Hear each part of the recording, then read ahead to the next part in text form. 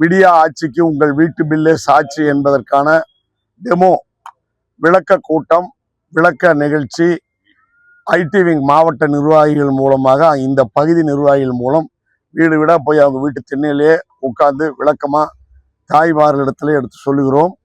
தாய்மார்கள் மிகுந்த வேதனையோடு இருக்கிறார்கள். குறைந்தது ஒரு குடும்பத்திற்கு 5 வருஷத்துல கடந்த 5 வருஷத்துல விலைவாசி ஏற்றத்தால வீட்டு வரி, கரண்ட் பில் ஏற்றம், சொத்து வரி ஏற்றம், தண்ணி வரி ஏற்றம் போன்ற பல்வேறு காரணங்களால அரிசி விலை ஏற்றம், பருப்பு விலை ஏற்றம், எண்ணெய் விலை ஏற்றம், இப்படி பல்வேறு காரணங்களால மினிமம் ஒரு ஃபேமிலிக்கு இந்த 5 வருஷத்துல ஸ்டாலின் முதலமைச்சரானதுக்கு பிறகு 3 லட்சம், நடுத்தரமான குடும்பங்களுக்கு 4 லட்சம் முதல்ல 5 லட்சம் வரையில இந்த 5 வருஷத்துல நஷ்டம் ஏற்பட்டிருக்கிறது என்பதை தாய்மார்களும் எடுத்து சொல்லுகிறார்கள். அதற்கு பில் போட்டு நாங்கள் விளக்கமாக எடுத்து சொல்றோம். அது மக்கள் புரிந்து கொண்டு வேதனையோடு வரட்டும், தேர்தல் வரட்டும், ஓட்டு போடுற நாள் வரட்டும், இந்த பில்லை நாங்கள் பத்திரமா வச்சுக்கிறோம், உடனடியாக ஸ்டாலினை வீட்டுக்கு அனுப்புகிறோம், இனி எப்பவும் அவரை வர விட மாட்டோம், சட்டம் ஒழுங்கு பாதுகாப்பு சரியில்லை, இங்கிருந்து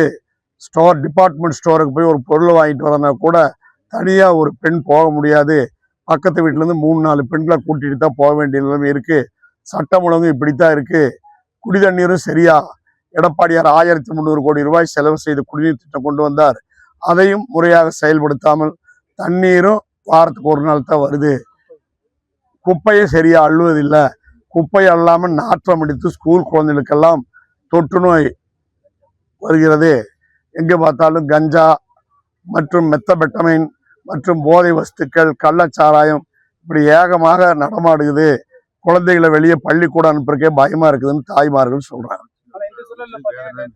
தமிழக முதல்வர் வந்துட்டு தேர்தல் வாக்குறுதிகள் பெரும்பாலான நாங்க நிறைவேற்றி இருக்கோம், அதுவும் இல்லாம அதுக்கு சொல்லாததுக்கு மேலேயும் செஞ்சுட்டு இருக்கோம் அப்படின்னு சொல்லி பேசியிருக்காரு. அப்புறம் ஏன் பதட்டப்படுறாரு, பதறாரு? என்ன நிறைவேற்றினாங்க, என்னென்ன திட்டங்களை நிறைவேற்றிக்கிறாங்க? கல்வி கடன் தள்ளுபடி பண்ணிட்டாங்களா? நீட் தேர்வை ரத்து பண்ணிட்டாங்களா? அதே போல அம்மா கொடுத்த தாலிக்கு தங்கம் தர்றாங்களா? சிலிண்டருக்கு 100 ரூபா மானியம் தர்றாங்களே, கொடுத்தாங்களா? என்ன செய்தாங்க சொல்லுங்க? ஒன்றும் செய்யல. பெட்ரோல் டீசல் வரியை குறைக்கிறதா சொன்னாங்க. வேறு மாநிலங்களோட ஒப்பிடும்போது பெட்ரோல் டீசல் விலை இங்க கூடுதலா இருக்கு. ஸ்டாலின் குடும்பம் நலம் பெற்றது, நாட்டு மக்கள் நாசமாய் போனார். அந்த பதற்றத்தினாலதான் இந்த 2ஆம் கட்ட அறிக்கையை வந்து EPS நாங்க தேர்தல் கடமையை முறையாக செய்து கொண்டிருக்கிறோம். எங்கள் கூட்டணி நல்ல முறையில் அமைந்து ஒற்றுமையோடு நாங்கள் செயல்பட்டு கொண்டிருக்கிறோம். ஆட்சியில உட்கார வைத்த திமுகவை வீட்டுக்கு அனுப்புவதற்கு மக்கள் புலம்பிக் கொண்டிருக்கிறார்கள். எங்கள் கூட்டணி வலுவாக ஒற்றுமையாக செயல்முறையை தொடங்கிவிட்டது. திமுக கூட்டணி முதலில் காங்கிரஸ் பிச்சு கொண்டு போகிறது, ஒவ்வொன்றா பித்து கொண்டு போகும். பாஜக தலைமையில் சிலர் அப்படின்னு சொல்லி நடிகர் விஜய் பேசி, பாஜக தலைமையில் இல்ல, தமிழகத்தை பொறுத்தவரை அனைத்து இந்திய அண்ணா திமுக தலைமை, எடப்பாடியார் தலைவர், இது ஊரறிந்த உண்மை. விஜய்க்கு பாவம் ஒண்ணுமே தெரியாது.